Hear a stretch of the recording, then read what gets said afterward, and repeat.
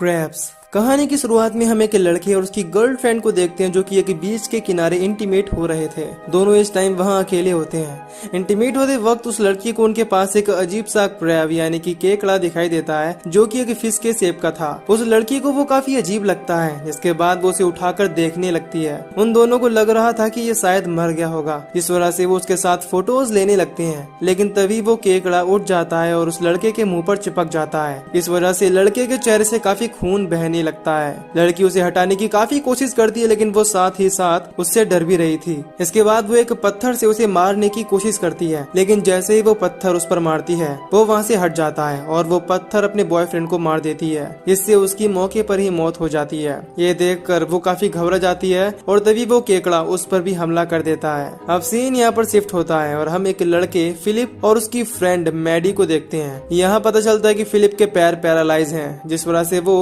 एक wheel chair का use करता है। मैडी उसे उसके गैरेज की तरफ ले जा रही थी क्योंकि फिलिप वहाँ रोज कुछ नया बनाने की कोशिश करता रहता है। आगे हमें पता चलता है कि फिलिप का भाई हंटर, जो कि एक पुलिस ऑफिसर है, वो इस जगह को बेचना चाहता है, लेकिन फिलिप इस बात के लिए राजी नहीं था और वो सेल लगे हुए बैनर भी मैडी से हटवा देता है। इसके बाद हम देखते हैं कि उसने अपने एक्सपेरिमेंट के लिए एक चीज मंगाई थी जो कि उसे मिल गई है। फिलिप अपना एक नया रोबोट बनाने की कोशिश में था। उसका सपना था कि वो आर्मी के लिए रोबोट्स बनाए। खैर वो दोनों गैरेज में आकर उस चीज को चेक करने लगते हैं। आगे हम देखते हैं कि वो चीज एक मिनी लेजर लाइट बैटरी है। इस चीज का ट्रायल करते वक्त एक पुलिस ऑफिसर फ्लैनिगन उससे बच जाता है। वो भी इस एक्सपेरिमेंट को देखकर हैरान होता है, लेकिन वो उनसे इस बारे में कुछ नहीं कहता। वो तीनों बात कर ही रहे होते हैं कि तभी यहाँ हंटर भी आ जाता है। वो बैनर को नीचे पड़ा देखकर फिलिप से मना करता है कि वो फिर से बैनर न हटाए। तभी उन्हें कंट्रोल रूम से फोन आता है, जिसमें उन्हें पता चलता है कि बीच के किनारे एक व्हेल मछली मरी पड़ी है। इसके बाद फ्लैनिगन और हंटर उसे देखने चले जाते हैं और मैडी भी अपने घर की तरफ निकल जाती है। आगे हम देखते हैं कि व्हेल की हालत काफी खराब है।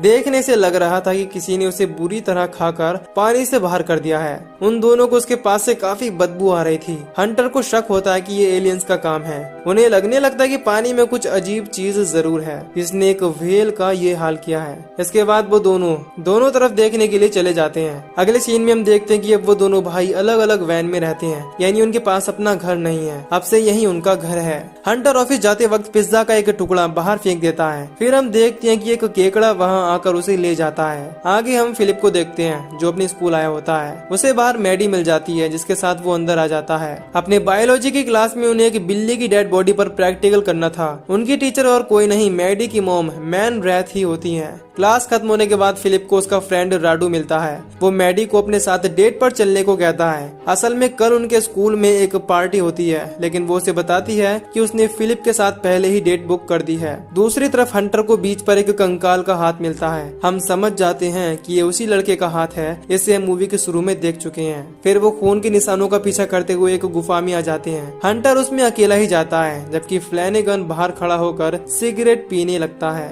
हंटर को उसकी दूसरी साइड इंसानों के खाए हुए पैर मिलते हैं, जिन्हें देखकर वो घबरा जाता है। तभी उसे वहाँ वही लड़की मिलती है जिसे हमने शुरू में देखा था। उसकी एक आंख को केकड़े ने खा लिया था। वो हंटर से बताती है कि ये सब केकड़ों ने किया है। हंटर उस लड़की को देखकर डर जाता है और फ्लैनेगन को बुलाने लगता है। अब रात में रूडो एक जगह पर अपने कुछ फ्रेंड्स के साथ बैठकर ड्रिंक करने लगता है। तभी यहाँ कुछ केकड़े आ जाते हैं और उसके दोस्तों पर हमला कर देते हैं। किसी तरह रूडो वहाँ से बचकर बाहर आ जाता है। अब रात में जब फिलिप गैरेज में अपना काम कर रहा होता है, तभी हंटर उसके पास आता है और उसके काम को देखने लगता है। फिलिप उसे उसी लेजर वाली बैटरी के बारे में बताने लगता है कि यह काफी पावरफुल चीज है। इसके बाद फिलिप अपने लिए उसी बैटरी की मदद से एक गैजेट तैयार कर लेता है, जिससे वो चल पाए। वो जैसे ही बैटरी को उसमें फिट करता है वो चलने लगता है, लेकिन कुछ देर में उसका बनाया हुआ गैजेट ठीक से काम नहीं करता और वो अपने आप बंद हो जाता है। फिलिप अपने एक्सपेरिमेंट से नाराज होकर वहाँ से बाहर आ जाता है। तभी यहाँ मैडी अपनी मॉम मैन रैथ के साथ उससे मिलने आती है, लेकिन वो नहीं रुकता और आगे जाने लगता है। फिर मैडी उसे देखने के लिए उसके पीछे चली जाती है। इधर उसकी मॉम और हंटर वैन में आ जाती हैं, जहाँ वो उसके स्कूल टाइम की फोटोज देखने लगती हैं।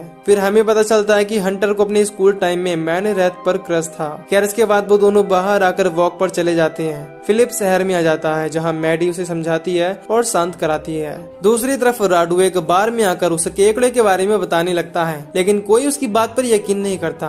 फिर वो बार काउंटर से ड्रिंक मांगने लगता है, लेकिन बार टेंडर उसकी उम्र कम समझकर उसे ड्रिंक नहीं देती। असल में राडू माइंड से थोड़ा कमजोर होता है, इसी वजह से वो अजीब बिहेव करता है। खैर अब रास्ते में उसे फिलिप और मैडी मिल जाते हैं। वो उन्हें बताने लगता है कि अभी उन पर केकड़ों ने अटैक किया, लेकिन दोनों उसकी बातों पर यकीन नहीं करते। तभी वहाँ एक केकड़ा आ जाता है, जिसे मैडी आगे बढ़कर देखने लगती है। राडू उसके पास जाने से मना करता है, लेकिन वो उस पर ध्यान नहीं देती। अब वो जैसे ही अपना हाथ उसके पास लाती है, वो उन्हें कुछ नहीं कहता और अजीब तरह से वहीं पर मर जाता है। तीनों ये देखकर हैरान होते हैं। खैर मैडी और फिलिप वहाँ से घर की तरफ जाने लगते हैं। अब फिलिप और हंटर अपनी वैन में सोने चले जाते हैं, क्योंकि उन्हें कल एक डेट के लिए भी जाना था। उन दोनों की वैन में जाने के बाद मैडी अपनी मॉम को लेकर फिलिप के गैरेज में आ जाती है, जहां वो उन्हें फिलिप के गैजेट्स दिखाने लगती है। दूसरी तरफ राडू उस मरे हुए केकड़े के साथ बदतमीजी करने लगता है। तभी उसके अंदर से अजीब तरह का एक क्रीचर निकलता है और उस पर अटैक कर देता है। यानी हम समझ पाते हैं कि ये केकड़े मरने के बाद एक दूसरे क्रीचर में बदल जाते हैं।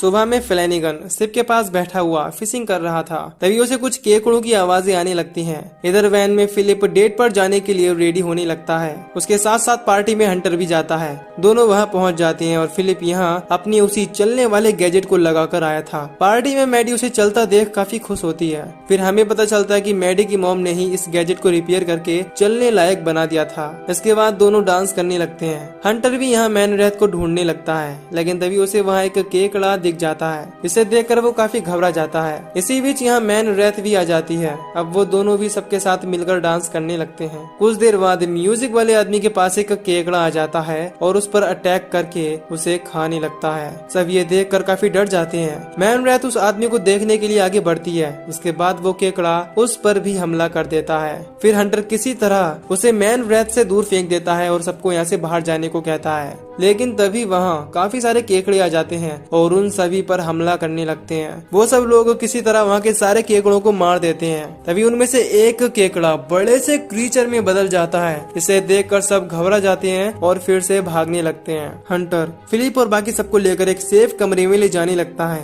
लेकिन फिलिप का गैजेट खराब हो जाता है, जिससे उससे चला नहीं जाता। फिर हंटर उसे उठाने लगता है, लेकिन वो क्रीचर उन्हें देख लेता है और उनकी तरफ आने लगता है। फिलिप क्रीचर को अपने पास आता देख हंटर को वहाँ से भागने को कहता है, लेकिन हंटर उसे छोड़कर नहीं जाता और क्रीचर के सामने आकर खड़ा हो जाता है। अब क्रीचर उस पर अटैक करने ही वाला था, तभी वहाँ राडू आ जाता है और अपनी तलवार से अटैक करके उस क्रीचर को मार डालता है। असल में राडू पिछली रात क्रीचर के हमले से बच गया था और यहाँ वो अब अपने दोस्तों को बचाने के लिए आ गया। खैर इसके बाद वो स्कूल की लैब में आ जाते हैं, जहाँ मैन रैथ उस क्रीचर के बारे में पता लगाने लगती है कि आखिर वो चीज है क्या। उन्हें चेक करने पर पता चलता है कि ये काफी पुराने वक्त के केकड़े हैं और इस तरह के केकड़ों में काफी रेडिएशन है, इसी वजह से ये इतने खतरनाक हैं। इसके बाद हंटर भी उन्हें कल वाले हादसे के बारे में बताने लगता है, जो कि एक व्हेल के साथ हुआ था। इसके बाद हमें पता चलता है कि ये क्रीचर 3 तरह के हैं। पहले जो केकड़ों की तरह दिखते हैं, दूसरे जो इंसान के साइज के हैं और आखिर में तीसरे जिन्होंने व्हेल को खाया था और वो साइज में काफी ज्यादा बड़े हैं।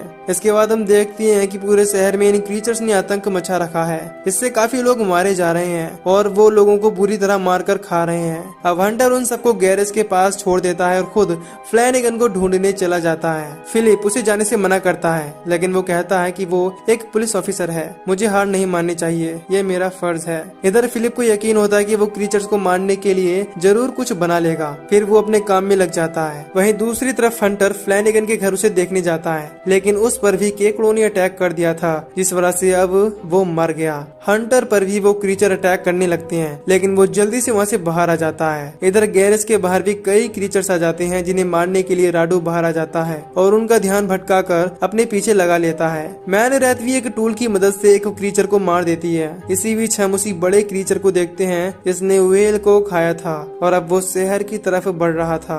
सुबह होने तक फिलिप एक काफी बड़ा रोबोट बना देता है, जिससे वो बड़े वाले क्रीचर को मार पाए। फिलिप खुद ही अपने उस रोबोट के अंदर बैठकर उसे चला रहा था। खैर अब वो उसी क्रीचर के पास जाकर उससे फाइट करने लगता है। वो क्रीचर भी काफी पावरफुल था, इस वजह से वो जल्दी नहीं मरता। वो उस रोबोट का एक हाथ तोड़ देता है, जिसके बाद बाद फिलिप अपने रोबोट की तलवार लेकर उस पर अटैक करने लगता है और उसका भी एक हाथ तोड़ देता है। अब क्रीचर काफी गुस्से में आ जाता है और रोबोट को नीचे गिरा देता है, लेकिन तभी वहाँ हंटर अपनी कार लेकर आ जाता है और कार को चलता हुआ छोड़कर पहाड़ी से क्रीचर के ऊपर हिट कर देता है। इससे वो क्रीचर से हिट होकर ब्लास्ट हो जाती है। इससे फिलिप को टाइम मिल जाता है और वो उसी बैटरी की मदद से लेजर एक्टिवेट करके उस क्रीचर को एक ही बार में मार देता है। सब ये देखकर काफी खुश होते हैं कि फिलिप के रोबोट ने क्रीचर को मार दिया। मैडी भी यहाँ उसे किस करती है क्योंकि ये दोनों एक दूसरे को बहुत पसंद करते थे। अब मूवी के आखिर में हम देखते हैं कि फिलिप अपने रोबोट को फिर से रिपेयर करके शहर के बाकी बड़े क्रीचर को मारने चला जाता है और इस बार उसके साथ मैडी भी होती है।